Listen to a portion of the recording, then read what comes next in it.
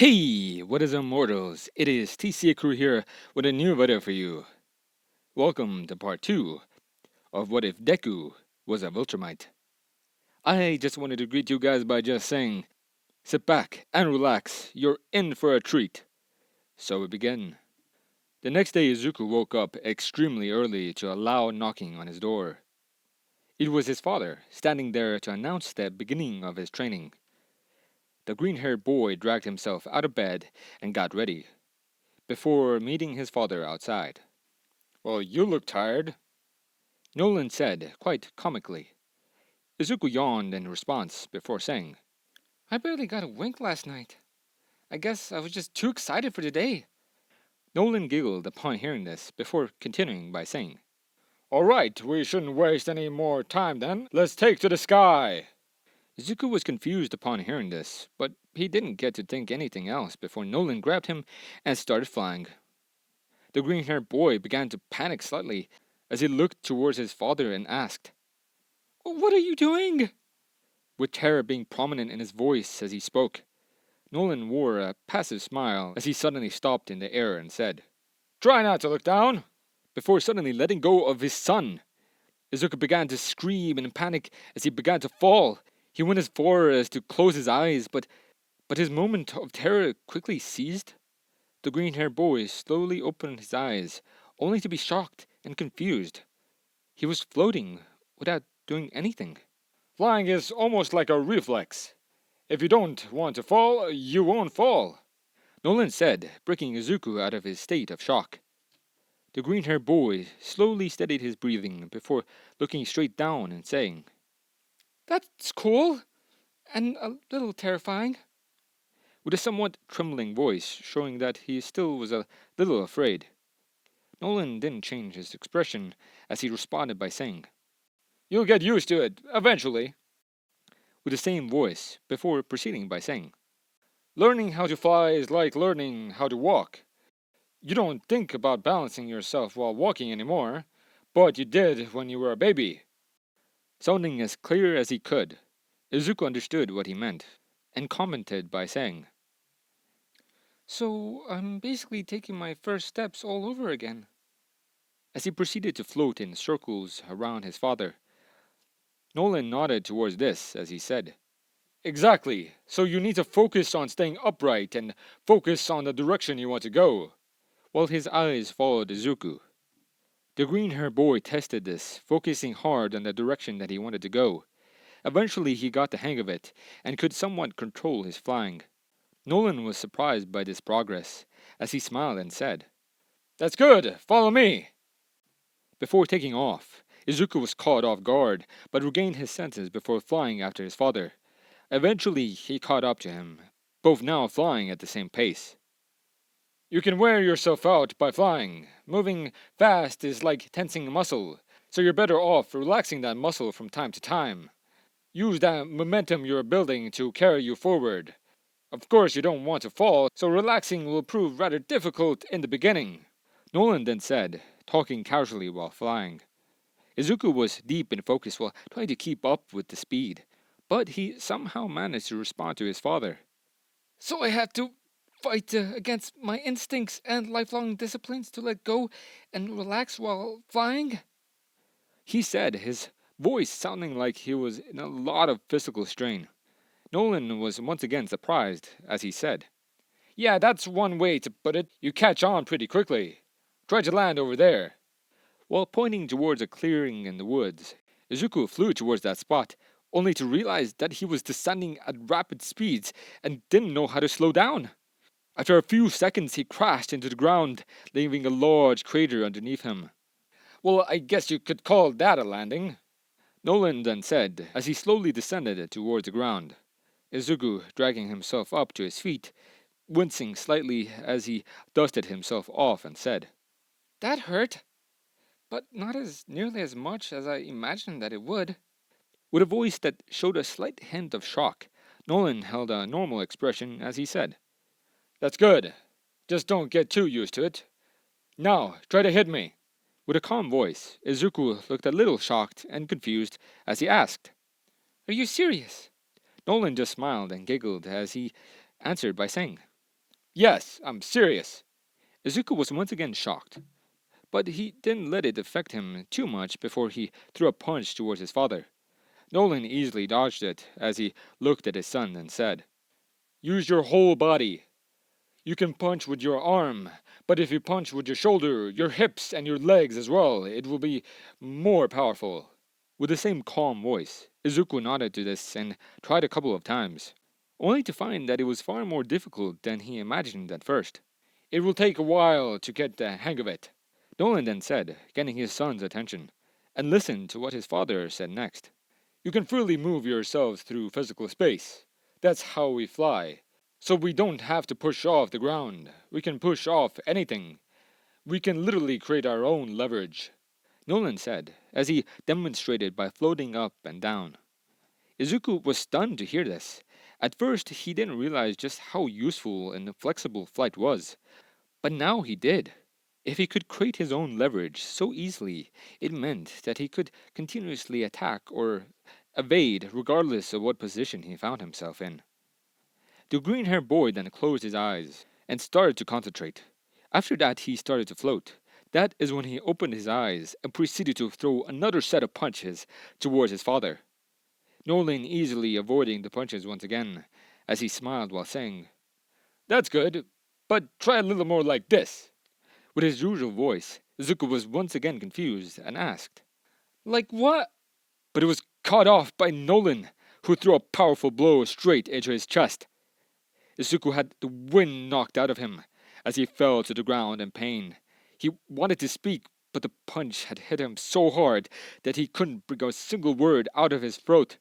Nolan's expression suddenly changed into one of concern, watching how his son now struggled to breathe. He made his way down to Izuku before placing his hand on his shoulder and saying, "I'm sorry, Izuku. I didn't mean to hit you so hard, but you have to be prepared for anything. If you really want to do what I do, you have to endure the pain, because no one is going to pull their punches." With a voice that showed concern, Izuku continued to wince and gasp for air. He wanted to say something, comment or complain about how much it hurt, but he couldn't. It wasn't just that he was physically unable to do so. His father was right. If he wanted to be a hero, he has to be able to take a punch, because no one will ever go easy on him. The green haired boy clenched his teeth, biting through the pain, as he slowly pulled himself up, his legs trembling horribly, but he didn't give in. He kept pulling himself up until he was finally back on his feet again. Izuku exclaimed, "I'm not done yet!" Izuku exclaimed, barely able to speak still. Nolan was more shocked than ever before. He had held back with that punch, but that force was still enough to deal damage. If that wasn't enough, it landed in the center of his chest. The impact would make it difficult to breathe. Despite all of this, Izuku still stood up. It made him happy because it meant that Izuku actually had what it took to do this. Nolan smiled as he walked up to Izuku and said, "All right, take a deep breath, and then we'll continue." With a voice that showed just how proud he was, Izuku did as his father said. He took a deep breath before smiling and saying, "I'm ready," with a more steady voice. Izuku spent the next 10 months training with his father. Eventually, he learned how to fly with barely any problem, and how to use his powers in some creative ways. Nolan was impressed by how much Izuku managed to improve, and had to up the training to what other people would call bizarre levels. It was during one of their flight sessions that Izuku noticed something strange. He noticed a beach that looked like a scrapyard, but there was something else about it. He could see two figures there, both looking to be blonde, and he could hear what sounded like an explosion. The explosion made Izuku realize that one of the blondes had to be Bakugo, and upon closer inspection, he realized that the other was none other than a deflated All Might. The green-haired boy was both shocked and confused. Bakugo looked like he was being trained by All Might, but what did that mean? Did it mean that Bakugo knew his secret? How did they even know each other? And for what purpose was Bakugo being trained? All of these questions pondered inside of Izuku's head, But he didn't get to think too much about it before having to return to his training. Then, before even he knew it, the day of the entrance exam had finally arrived.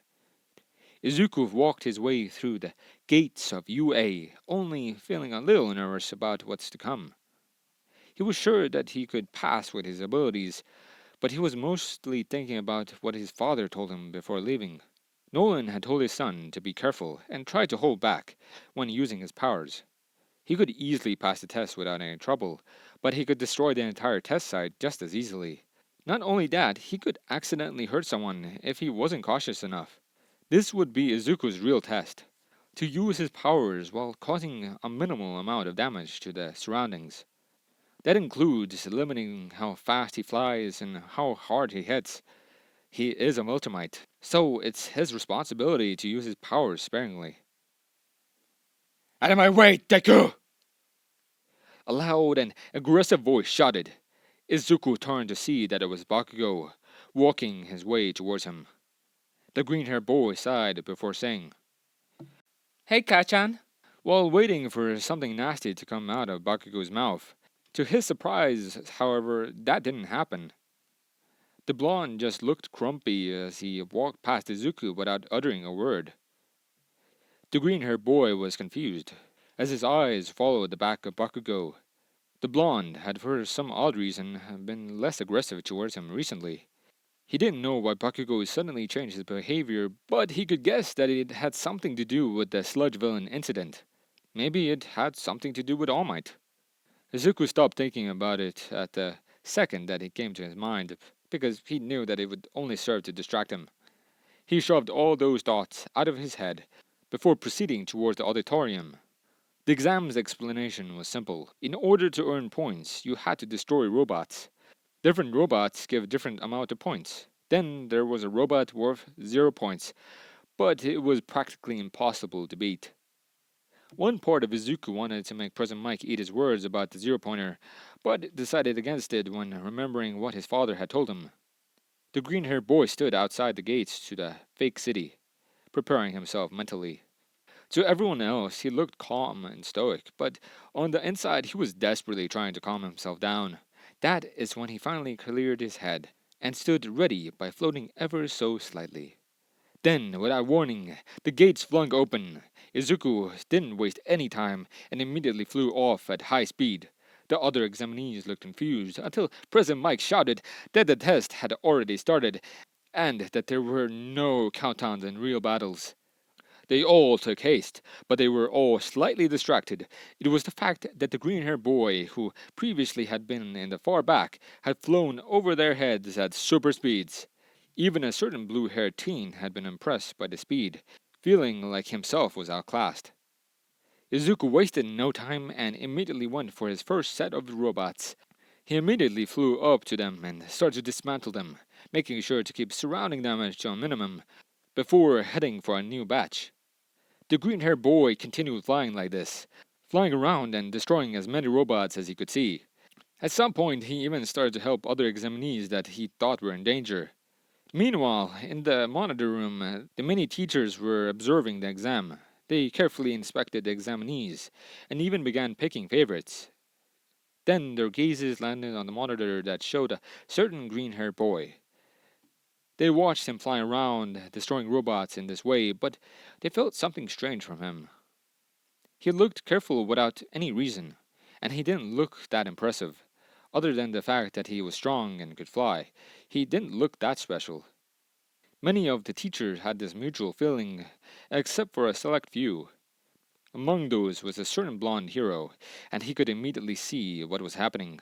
He could tell that the green-haired boy was holding back in an effort to minimize damage, but that didn't help him. He wanted to know just how strong this kid was, and where his limits lay. Because if he is anything like his father, he is nothing short of incredible. The exam went on, and Izuku felt that it was almost too easy. Maybe it was the fact that he was really strong, and that he had trained with Omni-Man for 10 months, but it still felt too easy. The only thing that was challenging was to fight without destroying everything, but that wasn't too much of a problem. Izuku's thoughts were answered, however, as he could hear some rumbling from behind him. He turned around and saw that it was the zero-pointer, making his destructive way through the fake city. The green-haired boy could see the other examinees run away from below, and he was about to follow them until he could hear a cry for help. He turned towards it, and he saw that a brown-haired girl had been trapped underneath some rubble. Izuku was a little annoyed upon witnessing this because no one tried to help her. If he could hear it when he was up in the air, it meant that the others could also hear it, so why was no one trying to help her? The green-haired boy grew a little frustrated when thinking about this, but he stopped himself when seeing that the zero-pointer was getting close to crushing the girl. Izuku didn't waste any more time, as he flew towards the girl at high speed. He asked, voice showing concern. The girl grunted slightly as she answered by saying, "Are you okay?" "No, I'm stuck!" With a slightly panicked tone. The girl then panicked even more as the zero-pointer closed in on them both. Izuku took haste, lifting the rubble away from the girl before picking her up and flying away from the danger. "That might have been too close for comfort," the green-haired boy then explained, still holding the girl in his arms. The girl just looked at him and said, "Yeah, but better late than never, I guess," with a voice that sounded like it still had some fear in it. Izuku was about to ask himself if he should start attacking the zero-pointer, but just as he did so, he heard an announcement from the speakers saying that the exam was over. Both Izuku and the brown-haired girl breathed sighs of relief before looking at each other and feeling embarrassed about their situation. The green-haired boy quickly landed, his cheeks turning a little red as he asked, Can you stand?" With an embarrassed voice, the girl was also a little red as she answered by saying, "No, I think I broke my ankle," with a voice that sounded like she was just as embarrassed as Izuku. "I think I can help with that," An old feminine voice then said. They turned to see that it was an old lady dressed in a nurse's outfit. Izuku recognized this to be a recovery girl, which meant that the girl could be healed. Recovery girl quickly healed the brown-haired girl with a kiss, before standing up on her own two legs. She then looked at Izuku and said, "Thanks for saving me," with a smile on her face. Izuku smiled and blushed upon saying this as he responded by saying, "There's no need to thank me. I only did what any hero would do." With a somewhat calm voice, the girl just smiled more, making Izuku blush even more as he said, "I guess I'll see you around," before leaving. Unbeknownst to Izuku, someone was watching the exam from far away. It was none other than his father, flying high enough to be unnoticed. He watched Izuku's performance throughout the exam, and he was pleased. He could tell that Izuku thought of just destroying the zero-pointer, but he was glad to see him decide against it. He did as he was told and kept the damage to a minimum, and Nolan was more than satisfied with the results. A week passed after the entrance exam, and Izuku finally got his letter from UA. Without wasting any time, he tore it open, revealing a metal disc. The disc then lit up, showing a hologram of All Might. It told him that he passed the exam, and that he got first place. The green-haired boy celebrated with both his parents, receiving a lot of praise from his father. Then, just a week later, the day finally came. Izuku prepared himself properly before heading off to UA. Upon arriving, he looked for the door that read 1A, floating through the hallway as he did, until he finally found it. The green-haired boy stopped in front of the door, intimidated by how massive it was. He wondered just what type of people would be in his class, but he pushed that aside before steeling his nerves and sliding the door open. What he was met by on the other side was an argument between Bakugo and a blue-haired boy. Their argument quickly stopped, however, when they noticed that Izuku was standing in the doorway. Bakugo grunted and proceeded to ignore the green-haired boy, while the blue-haired boy walked up and introduced himself. "I'm Tenya Ida, it's nice to meet you," he said as he reached out for a handshake. Izuku looked a little shocked, but he calmed himself before shaking Ida's hand and saying, "I'm Izuku Midoriya. It's nice to meet you too." With a slightly nervous voice, Ida then smiled as he said, "Midoriya, you managed to see the true purpose of the exam." I must say that you are a far better student than I am. With a calm voice, Izuku was embarrassed after hearing this, but he didn't get the chance to explain himself before a familiar and feminine voice spoke up from behind him. I know that green and messy hair. It said. Izuku turned around to see that it was the girl that he had saved during the entrance exam, which prompted him to turn a little red. I'm Ochaka Uraraka. Thank you for saving me. She then said. Izuku was still a little red, but he managed to calm himself down before saying, I'm Izuku Midoriya, and you don't need to thank me. with a nervous tone. Uraka didn't seem to notice how nervous Izuku was as she proceeded to ramble with excitement. So, what do you think we'll be doing today besides orientation? I wonder what the teachers are like. I can't wait to meet everyone. If you're here to make friends, I suggest you pack your bags and leave. A tired and dull voice then said.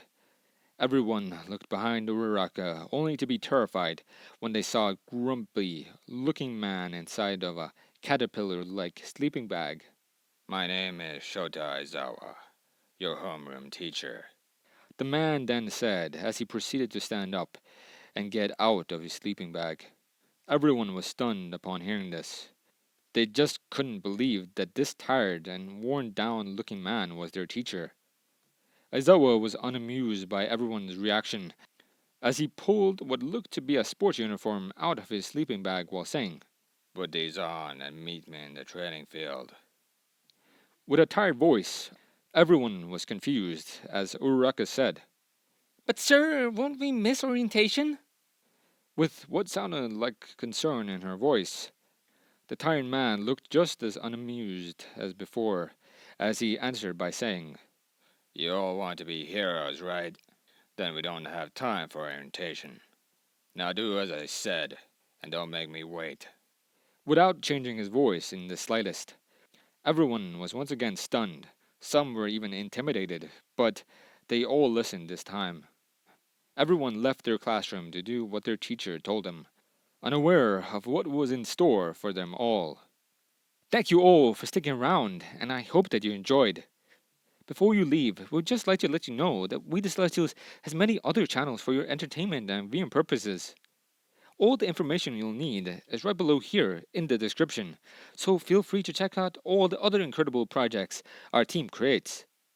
Secondly, on behalf of We the Celestials, I'd like to thank everyone involved in the production of today's awesome content. Their details will be in the description below. That's all for today's video, so goodbye, and have a divine day.